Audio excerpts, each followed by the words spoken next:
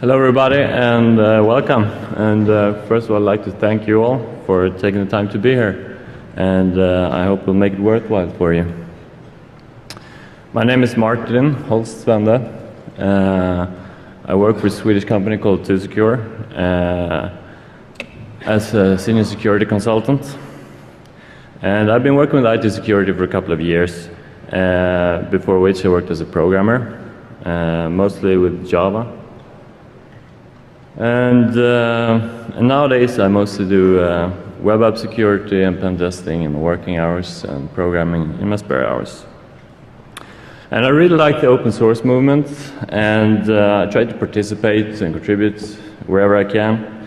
And I've contributed a few scripts to Nmap NSE, some features in WebScribe, and some bits to Mallory and W3AF. I also tinker with a lot of different tools to automate and make my workflow more efficient. And sometimes it ends up in usable applications. And Hatkit is a primary example of that, which became an Owasp project a few months ago. With me today I have my friend and colleague Patrik.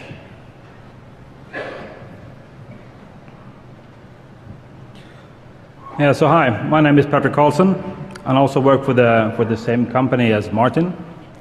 I'm also working with IT security, focusing on web application security and databases. I've been a speaker here before at DEFCON 15, where I presented a speech on SQL injection and out-of-band channeling. And as well as Martin, I'm trying to contribute as much as I can to the open source community, mainly to Nmap for the moment, where I've committed a script or two. Yeah, so what we're going to do today is talk about the Hatkit project.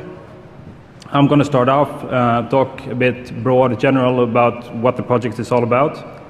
And then Martin's going to go on and talk a bit more in detail about the tools. So, as some of you know, testing web applications is a complex task. I mean, looking at methodologies like the Owasp, for example, Owasp testing methodology. As a tester, you have to cover a few different areas, or a number of different areas, including like web server configuration, authentication, session management, input validation, and so on. And in order to do so, you usually need some sort of tool or framework to work with.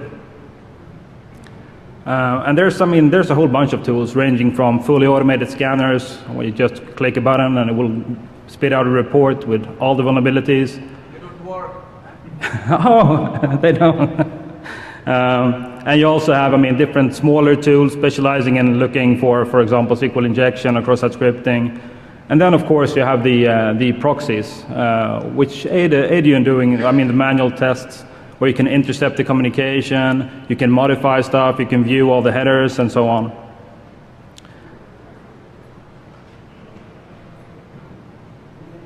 So, a typical part of an intercepting proxy is obviously the intercepting part. But if you look at the proxies available today, they come with a bunch of different features, which we can see in this table here.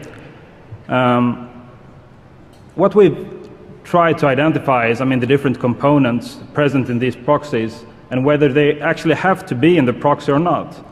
And in most cases, most of the features, you could use them, you can leverage these features from different tools than the intercepting proxy, as long as you have access to the collected data or the stored data within the communication. Obviously, you can't intercept. You have to have the intercepting functionality within the proxy itself.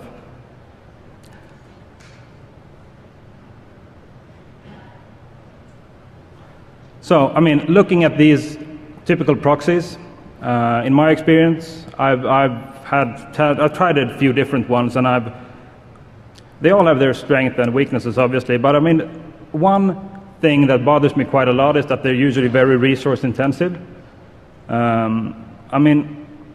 Especially like when you do testing with like Internet Explorer or Safari or Chrome, where you have to set the system settings for the proxy. You'll route all the traffic through that proxy, intercepting proxy. You'll have OS updates coming in, you have video streams and so on, and after a few hundred megabytes of data, the proxy tends to get a bit slow. So that's one of the challenges. Also, when you look at the data collected by the proxy, the available tools usually are pretty static. You can view a table of all the collected data, but you usually can't modify it a lot. And also, when you want to work with the collected data, like analyze it, you usually have the possibility to do searches or regular expressions in some cases, but you have a limited possibility to actually work with the data once it's collected. And also, you have limited post-processing capabilities. Like, for example, if we want to use the collected data to actually do some sort of run it through another tool to do a SQL injection test, for example, in most cases it's not really obvious how to actually extract the data from the intercepting proxy. So what we've done with this project is try to address these few drawbacks that we actually listed here. The project is actually two different tools. It's an intercepting proxy with a very, very lightweight feature set and lightweight footprint. It's a recording proxy, so it records all the data it sees into a MongoDB database. Also, it comes with another tool which you can later on use to look at the collected data, which is stored in the database, where Martin's going to talk a bit more, and it's going to show you how you could use this tool to actually have a very dynamic view of the collected data and do post-processing.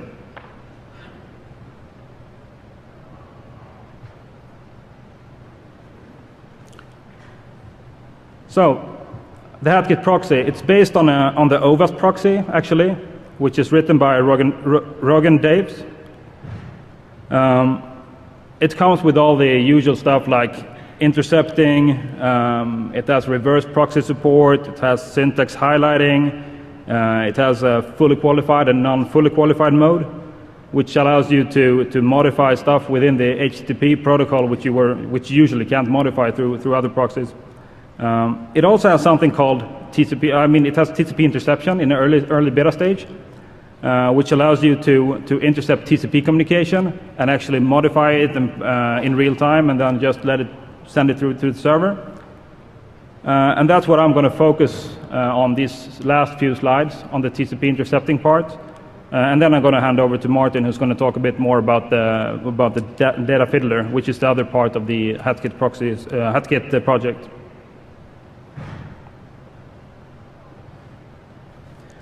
So, TCP interception. We provide the possibility to intercept TCP traffic within this project. We provide two ways of doing it, either through manual interception, where you intercept the packets, and you get an editor where you can edit the packet.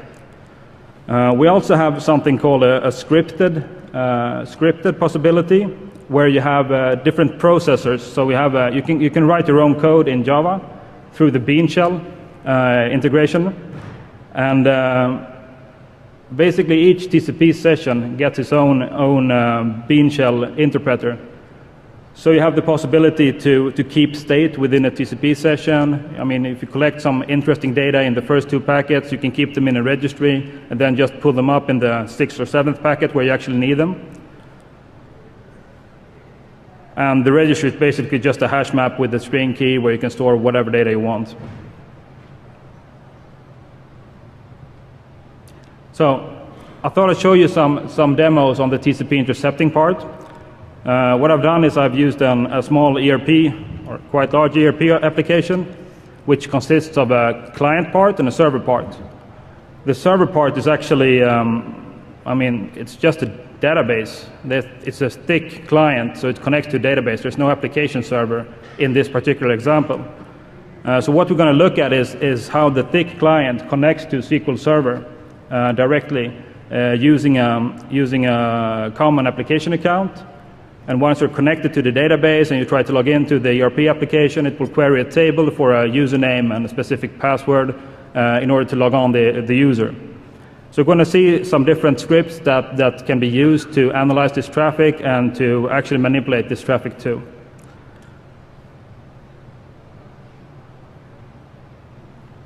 So what I'm hopefully going to show you now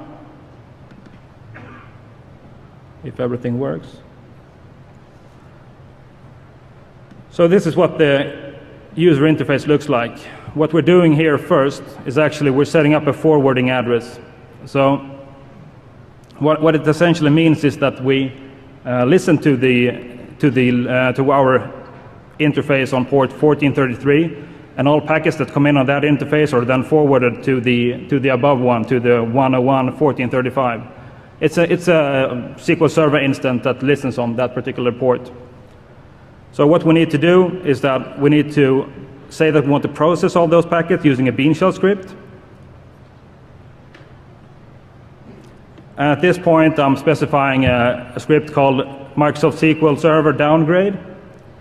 So what it will do, it will attempt to downgrade the authentication process of the SQL Server connection. And I don't know if you're familiar with it, but basically you have different types of authentication in SQL Server. What I'm going to do is try to downgrade to the weakest one, where basically the password is just XORed over using XOR encryption and sent over the wire, allowing us to decode it instantly. So we start up the proxy. Then we see in the console. I'm switching to the application, starting it up. We see a connection getting in. We see that the bean shell script actually successfully downgraded the encryption. And we can see that you have a login from a client using an account, which I've redacted away since it's the name of the product, and using the password enterprise123. So with access to that account, you can pretty much do anything in this ERP application, since it has the highest privileges in the application. So you could do that with a script.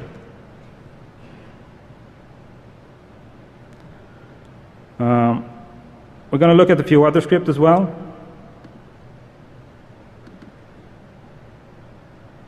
Here's the same application, again with the logo discreetly removed. We start up the proxy again.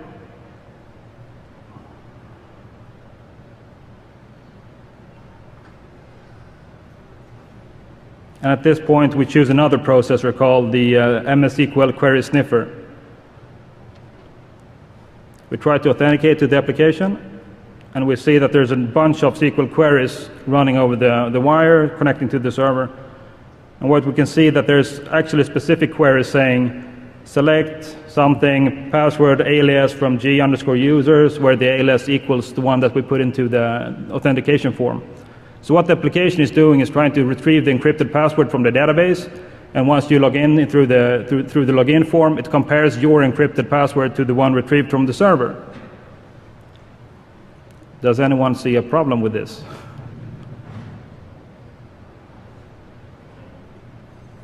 So what we do is that we open yet another bean shell processor.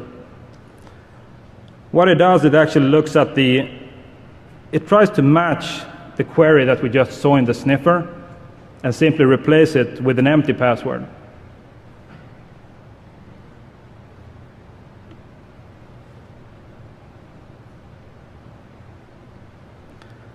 So what I do in the proxy, I just specify I want to use a different processor, and then I use the DEFCON demo at the top. And we apply it, and then we go back to the application once again. And we log in using a blank password, and we can see found and replaced pattern. And it will bring us right into the ERP application without knowing the user's password.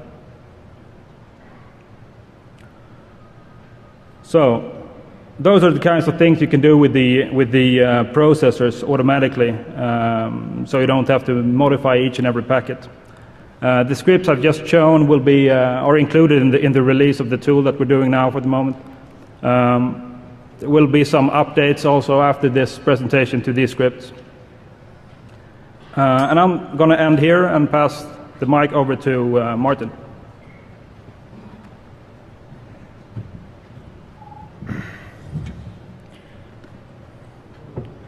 All right, so now I'm going to focus a bit more on the second part of the Hatkit project, which is the Hatkit data fiddler. And I'll try to answer these questions, the what and the whys and the hows.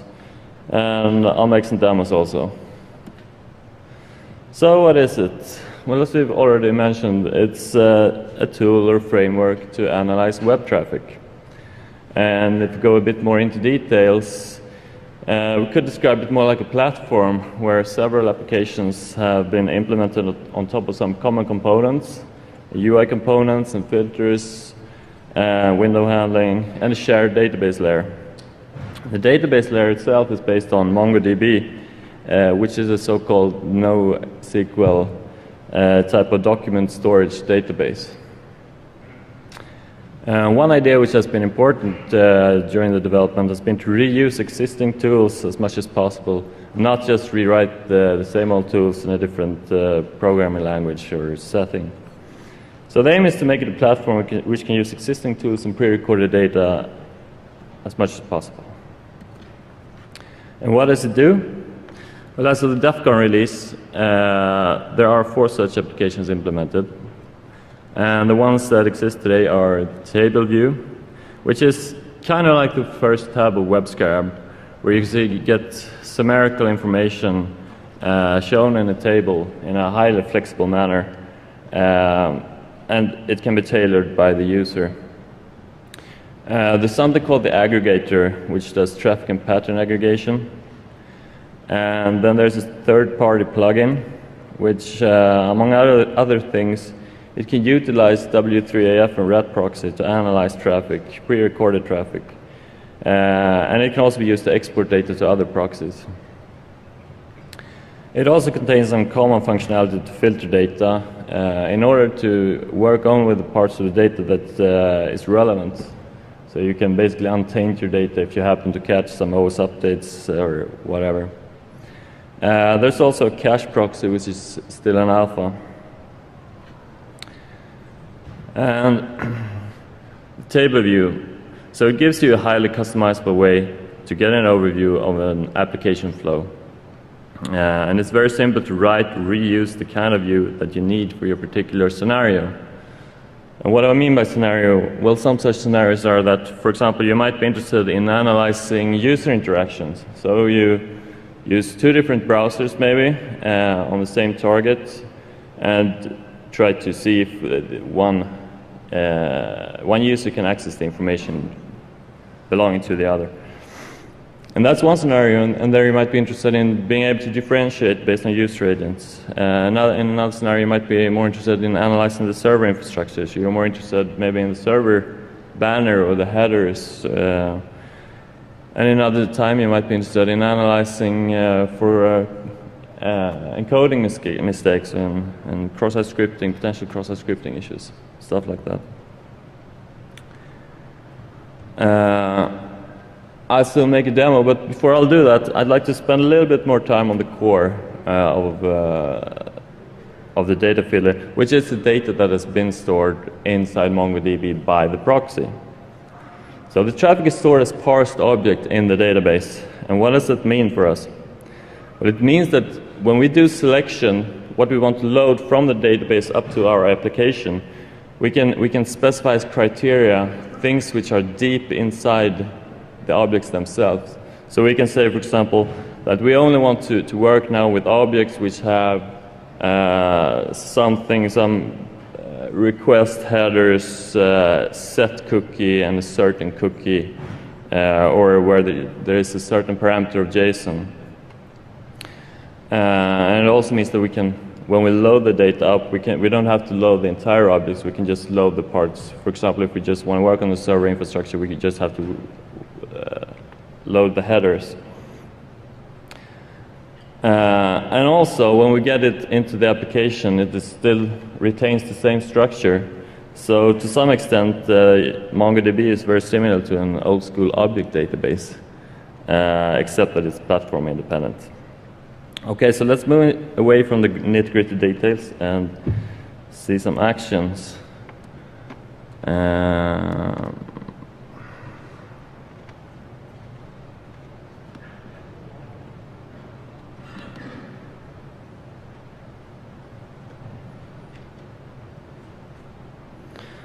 So what you see here,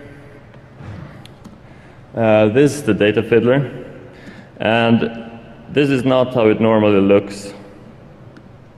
Sorry.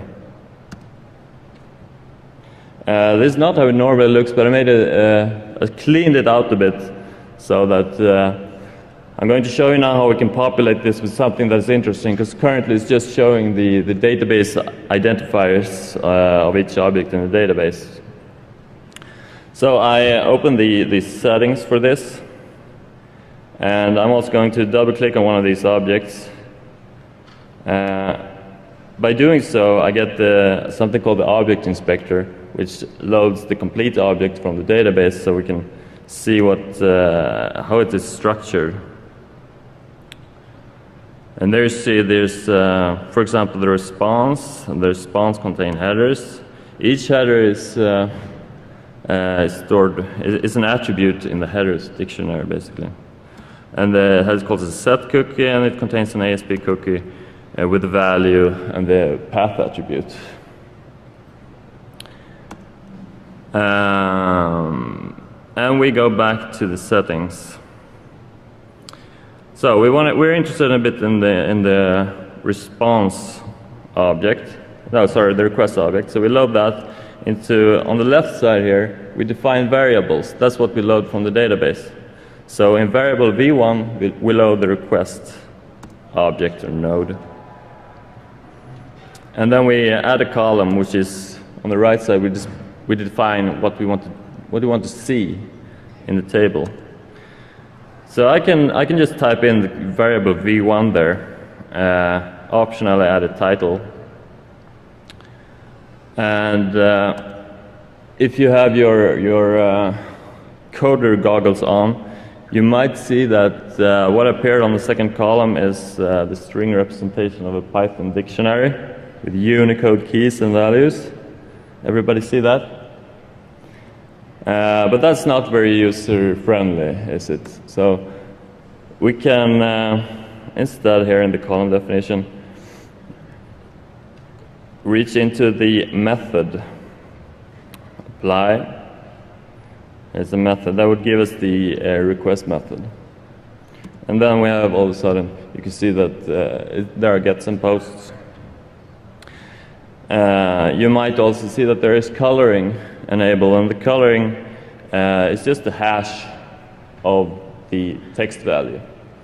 So it can be good to have if I want to see where it changes. I'm not maybe interested in the particular value because I want to save some screen real estate. So I can disable the actual printout of get and just see the color value. And we can save this view for later if we want, so we don't have to redefine it.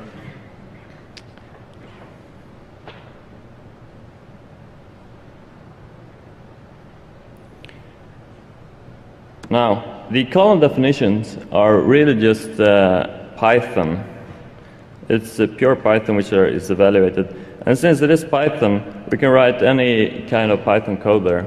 And there are some helper functions which can help us produce some nice user-readable strings for our tables. For example, we're going to use a helper function called fqhost. It takes the request object and produces the fully qualified host name. So we can just write fqhost on variable v1 there, add the third column.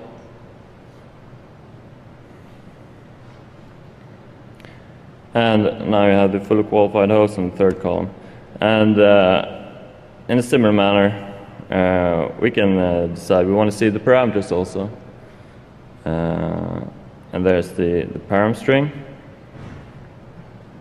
And we'll just add a new column, write param string. And you can write arbitrary Python there.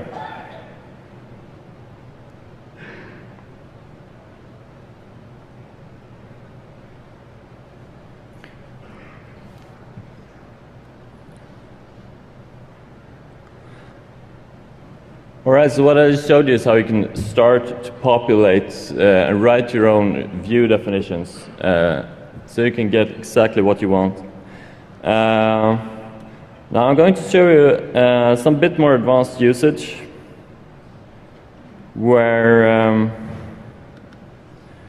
where we, let's see,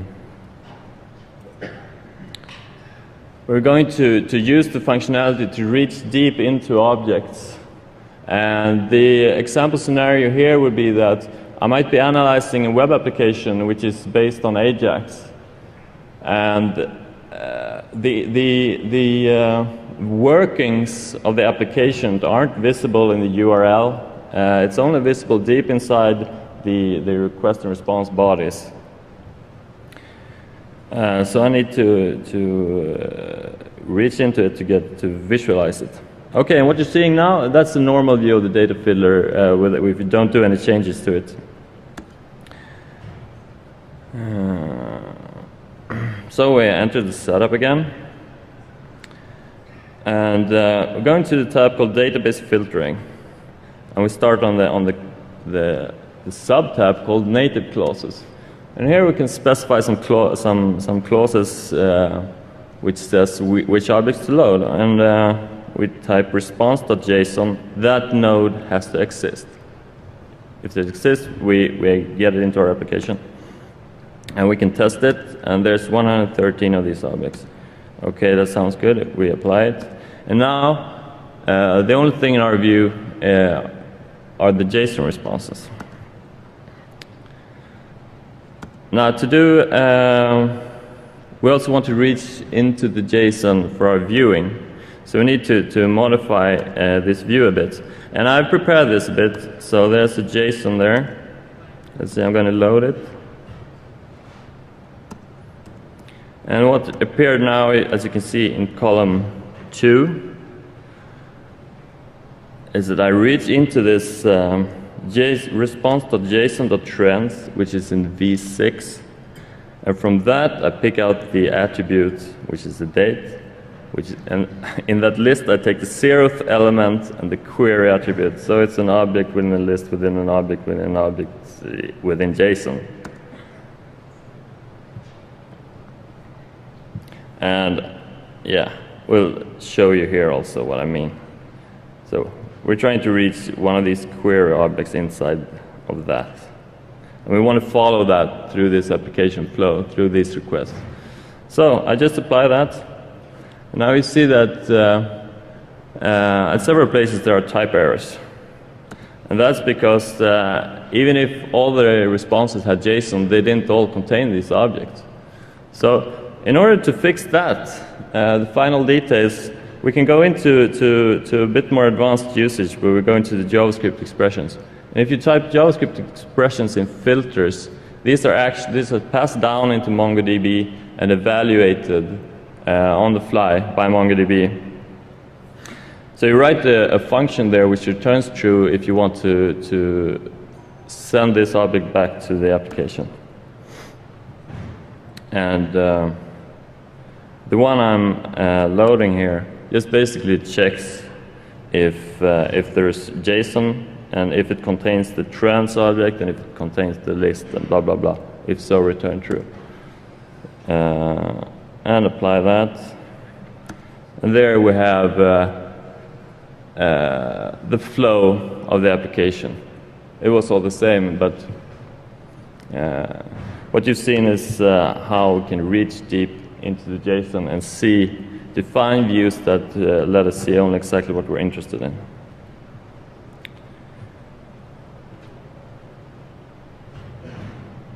And I forgot to mention that, but when you're in the table view, we also integrated that with the request. You can see the diff using kdiff3 or whatever differ you like. You can view the response content with your platform default editor for JavaScript or HTML, or you can override it and use your Eclipse or whatever.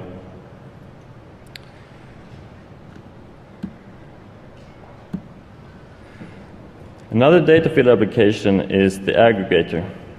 So if the table view is a way of representing data in a one-to-one format, the aggregator instead walks through the data on the database side and collects the interesting pieces which are sorted by specified key. This is a feature of MongoDB. It's very similar to MapReduce, if any of you are familiar with that.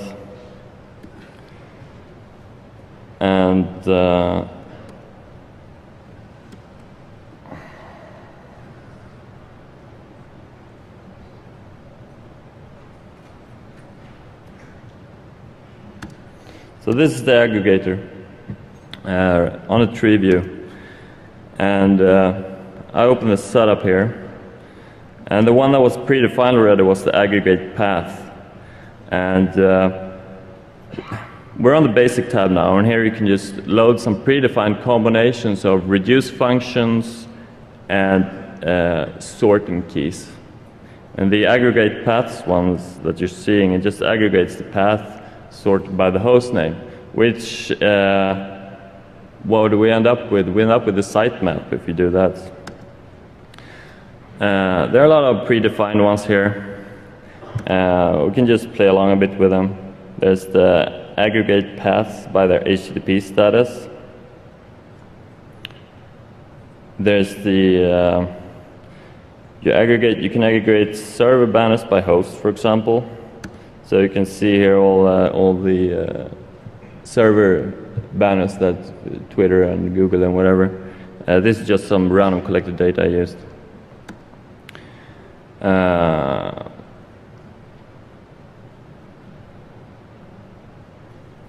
Here we list the response headers. That is listing all the unique keys that we have in our collection, and also counting how many times we saw them. And this is a bit interesting. And if we go into the advanced tab, we can see that the key is a static key called 1, which means that everything will just be sorted on the same entry. We can change that now. Say, for example, we write to request header host. And bam, all of a sudden, we have the same thing, but we sorted it by host. So this is, for example, if you want to analyze infrastructure, and you're suspecting that for certain paths they use different servers, then you can do the same thing, but you sort it just by paths. Some other example scenarios that you can, some other basic ones that are really useful can be to check all the parameter names that are used. For example, if you're suspecting that there's remote file inclusion possibilities or direct object reference, it can be pretty useful to look at the names of the parameters. And if that seems interesting, you can also add another node to that tree where you look at each individual value also. Just aggregate everything. And there we have it with the values mapped.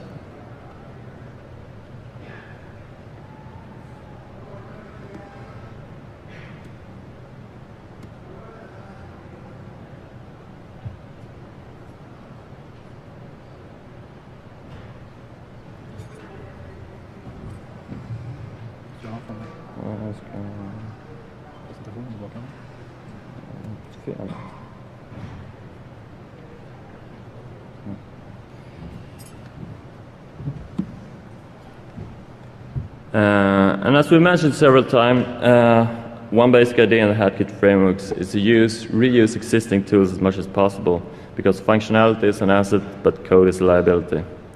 And there is a mechanism inside the framework which we call the third-party plugin. And what it does is that it loads data from the database, and one by one, it lets the plugin process that data. And such plugins can do a lot of interesting stuff, and so far we have implemented 4. One is the plugin for rat proxy analysis. Perhaps you're already familiar with Michael Zalewski's rat proxy. It's a mostly passive proxy which analyzes the data on the fly as it goes through the proxy. And in order for us to make use of rat proxy, we had to trick rat proxy a little bit. So we do it by, let's skip here. Oh, that image didn't come out well. I'll just explain in words. We do that by the data feeder starts listening to a port. And then it starts the rat proxy process and tells the rat proxy process to use that port as a forwarding proxy. And then we start feeding rat proxy traffic. And once we get the request on the data feeder back, then we can send the response back. And we can collect the output. And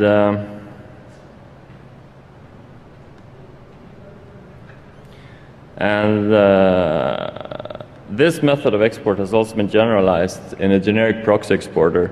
It basically works exactly the same way, except that we need to manually open up your proxy, whichever you want to use, WebScribe, burp, SAP, and configure it to use data filler as a forwarding proxy for it to work. And there's a caveat, it doesn't handle SSL properly right now, unfortunately. There's also a WebScribe exporter, which exports data in a format that WebScribe can read. Unfortunately, when you do it that way, WebScribe doesn't process the data. So you would use a generic exporter for that. And finally, we have W3AF. I guess most of you have at least heard of it. But it's a web application and audit tool. No, web application audit and attack tool. And it contains a lot of functionality. One of the things I like about it most is that it contains something called the greppers. And the greppers is just Python code which takes request and response and searches for stuff. It can be different things. It can be search for stack traces or internal IP address or social security number disclosures or potential cross-site scripting issues. And the third-party plugin, this hasn't been released yet. It was released earlier this week in the DEFCON release. So I'm going to make some demos of these plugins.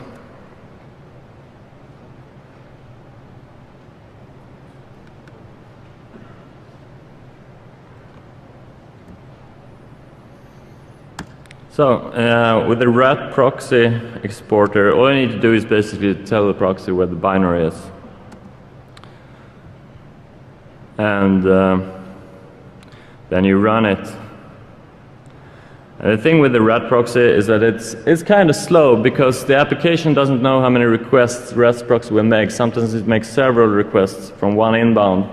So we have to wait for it to time out before we can move on to the next.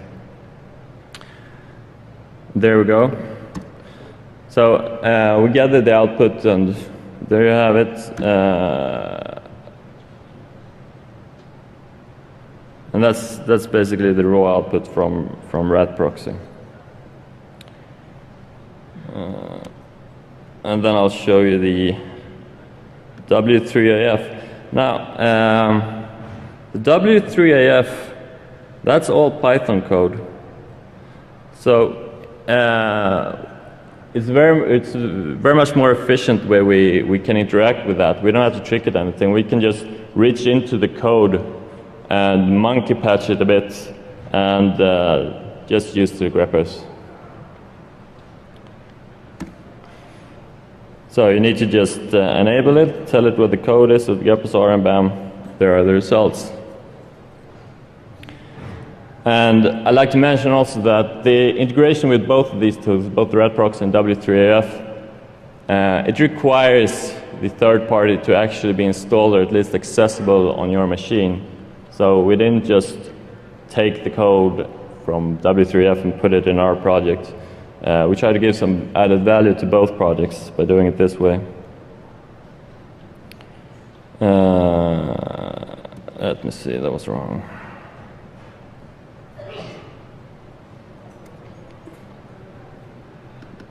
And the final demo I'm going to show you here is a generic exporter demo. Right. So we set here that we want to use the proxy exporter plugin. Tell the plugin where that proxy is listening, and define where we want the data filler to be listing. Okay, and then we start our proxy. In this case, it's WebScribe. Check that it doesn't have intercept on, because if we do, it will disrupt the process and the data filler will time out, and bad things will happen. The sky will come tumbling down. We check that it is configured to use a forwarding proxy, which is the same as our data filler, 9999. Okay.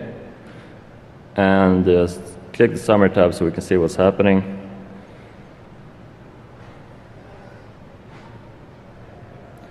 and then we hit run. And as you can see, now we start populating WebScribe with data.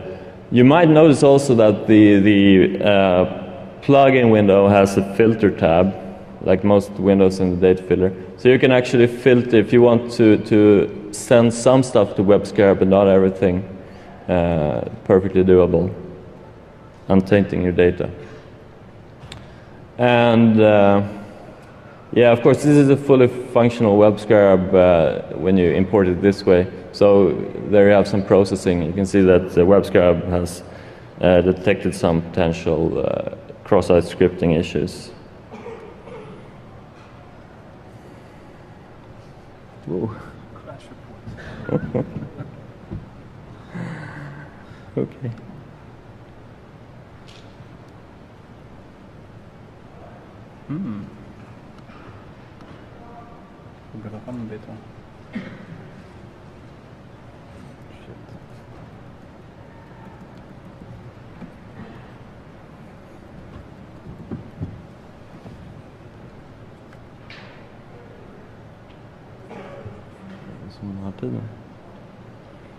All right. So there are some upcoming features. There is a cache proxy. Cache proxy starts a little HTTP forwarding proxy, and it matches the requests against what is stored in the database. And it returns the best match. And it can be configured either to just be closed, so that it just returns 404 if it doesn't match, or it can be open, so it goes ahead and fetches the remote content if it can't find it in the cache. So what can you do with this? Well, you can do, for example, you can resume an icto scan, and you can also use it to, if you want to gather screenshots or videos outlining what you did on a particular assignment. After the assignment is completed, and you maybe don't any longer have access to the target. And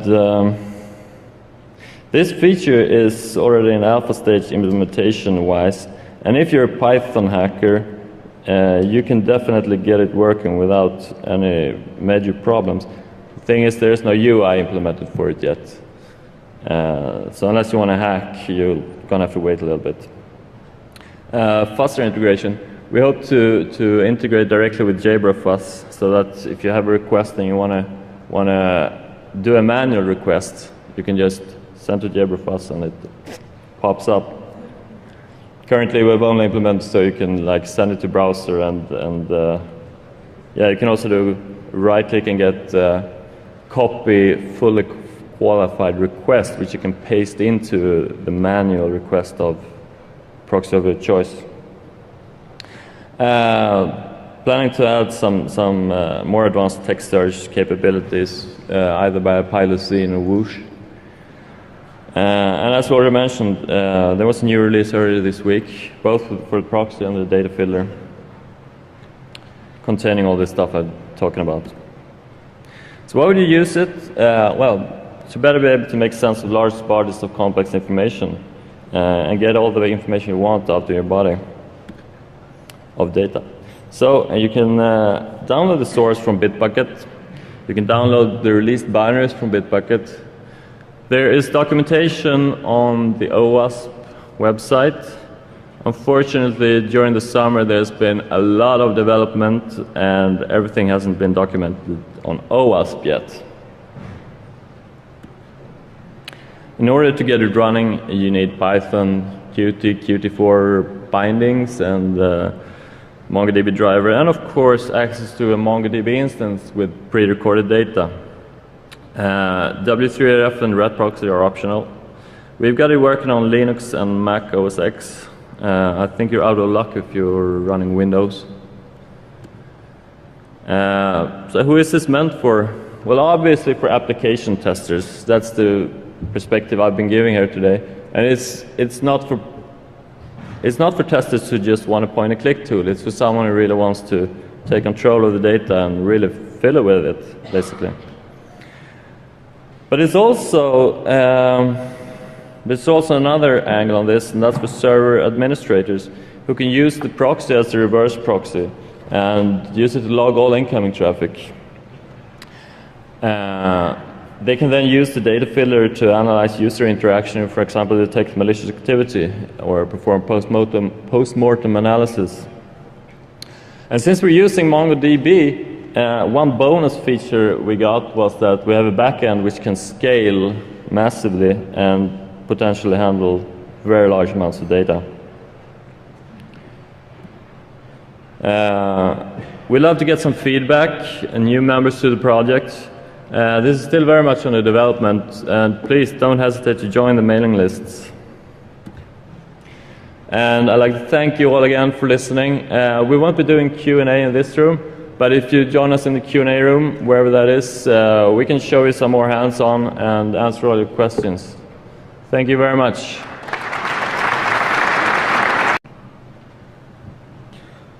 Yeah, so hi, my name is Patrik Karlsson, and I also work for the same company as Martin. I'm also working with IT security, focusing on web application security and databases. I've been a speaker here before at DEFCON 15, where I presented a speech on SQL injection and out-of-band channeling.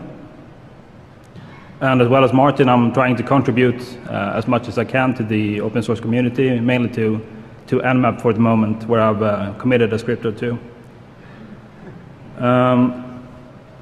Yeah, so what we're going to do today is talk about the Hatkit project. I'm going to start off, talk a bit broad, general about what the project is all about.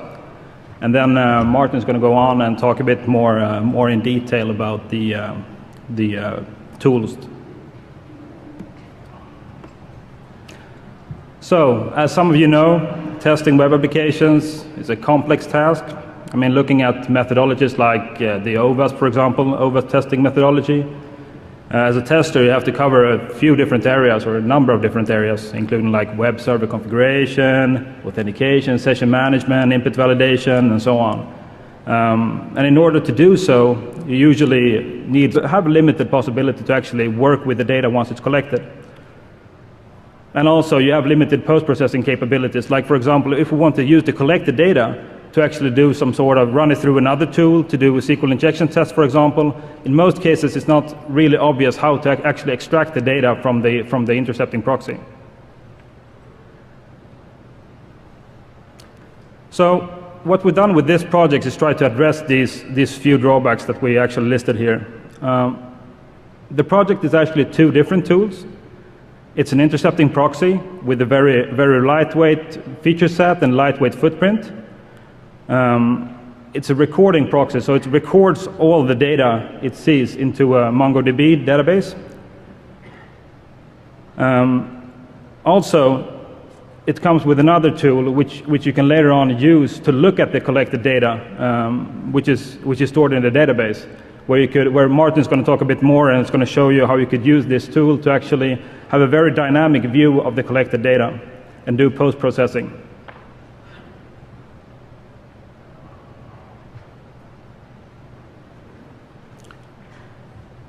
So, the Hatkit proxy, it's based on the Owasp proxy, actually, which is written by Rogan Dave. Obviously, you can't intercept. You have to have the intercepting functionality within the proxy itself.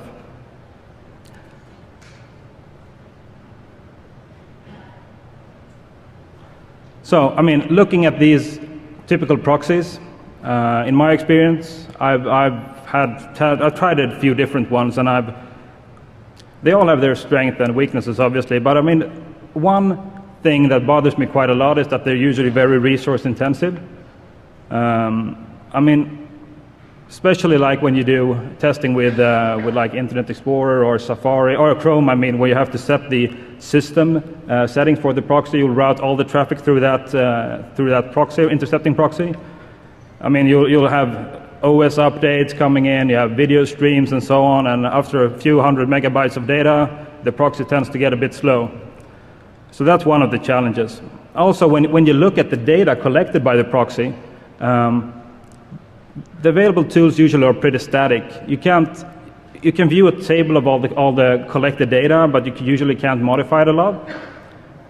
And also, when you want to to work with the collected data, like analyze it, you usually have the possibility to do searches or regular expressions in some cases, but you have some sort of tool or framework to work with. And there's a whole bunch of tools ranging from fully automated scanners, where you just click a button and it will spit out a report with all the vulnerabilities. They don't work. Oh, they don't. And you also have, different smaller tools specializing in looking for example, SQL injection or cross-site scripting. And then, of course, you have the proxies, which aid you in doing, the manual tests, where you can intercept the communication, you can modify stuff, you can view all the headers, and so on.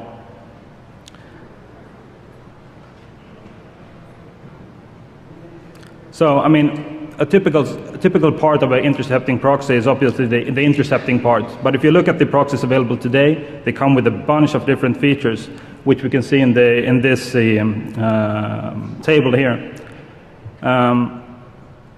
What we've tried to identify is, the different components present in these proxies and whether they actually have to be in the proxy or not. And in most cases, most of the features, you could use them, you can leverage these features from different tools than the intercepting proxy, as long as you have access to the collected data or the stored data within the communication. Hello everybody, and welcome. And first of all, I'd like to thank you all for taking the time to be here, and I hope we'll make it worthwhile for you. My name is Martin Holst Swende. I work for a Swedish company called 2Secure as a senior security consultant. And I've been working with IT security for a couple of years, before which I worked as a programmer, mostly with Java. And nowadays I mostly do web app security and pen testing in my working hours and programming in my spare hours. And I really like the open source movement, and I try to participate and contribute wherever I can. And I've contributed a few scripts to Nmap NSE, some features in WebScribe, and some bits to Mallory and W3AF. I also tinker with a lot of different tools to automate and make my workflow more efficient. And sometimes it ends up in usable applications. And Hatkit is a primary example of that, which became an Owasp project a few months ago. With me today I have my friend and colleague Patrik.